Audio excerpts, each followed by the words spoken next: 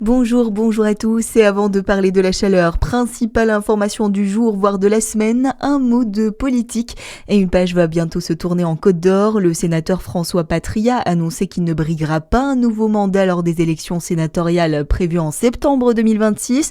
Dans un courrier adressé aux élus, le président du groupe macroniste au Sénat, âgé de 83 ans, explique avoir pris cette décision par lucidité, sagesse et responsabilité. Et la canicule commence à peser sur les services de santé au CHU de Dijon. Les appels au centre 15 sont en forte hausse depuis le début de l'épisode. Dimanche, ils ont bondi de 25% par rapport à l'an dernier à la même période. Les urgences enregistrent également davantage de passages avec 124 patients accueillis lundi contre une moyenne habituelle de 110.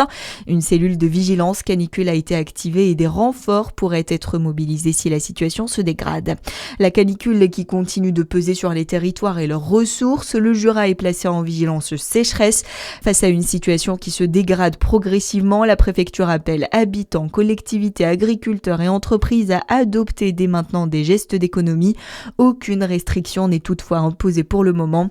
On le rappelle, le Jura et le Doubs restent placés en alerte orange canicule aujourd'hui, une situation encore plus critique en Côte d'Or et en Saône-et-Loire, où la vigilance rouge demeure en vigueur.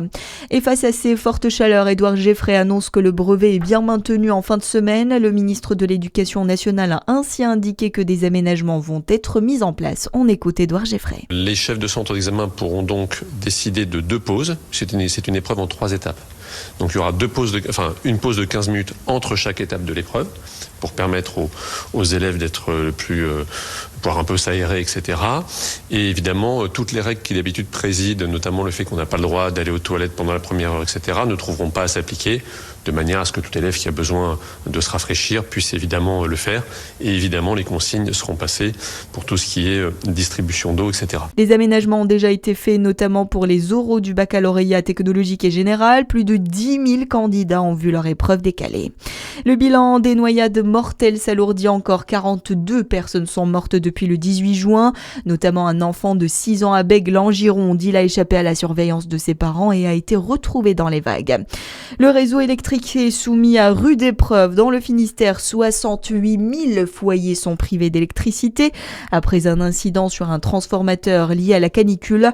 Des EHPAD sont notamment impactés. Dans le Vaucluse, 9 000 autres foyers n'ont également plus de courant en raison d'une surchauffe qui a endommagé des câbles souterrains. Et puis, la Coupe du Monde continue avec le début aujourd'hui de la 3e journée de phase de groupe. On suivra notamment la Suisse contre le Canada à 21h, le Brésil face à l'Écosse à minuit ou encore cette nuit, Tchéquie-Mexique. Voilà pour l'actualité. Très bonne journée sur Fréquence Plus.